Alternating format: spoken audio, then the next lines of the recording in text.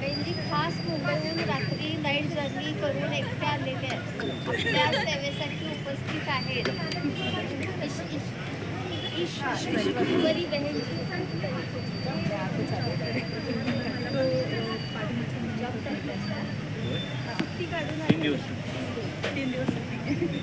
आता आपण आता जसं पाहिलं असेल स्टार्टिंगपासून ते इथपर्यंत आत्तापर्यंत तुम्हाला असं काही असं वाटलं की काही नाही समजलंय, काही समजलंय?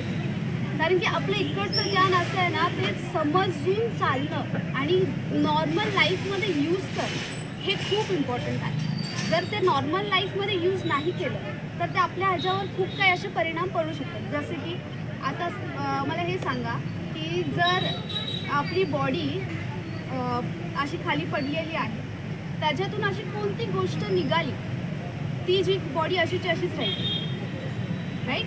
कोणती तरी अशी गोष्ट असेल. आता मी बोलते, चालते, बघते, उठते, बसते, राईट? त्याच्यामुळे मी बोलते पण आहे, राईट? मी कॉन्शियसली बोलते. का माझ्या बॉडीमध्ये अशी कोणती गोष्ट आहे जी आता मी बोलते? Any guess? Very good. Normally तर सगळ्यांना माहिती असेल की आत्मा म्हणजे मी एक आत्मा ह्या बॉडीला चालवते, राईट? म्हणजे मी आत्म्यामध्ये एक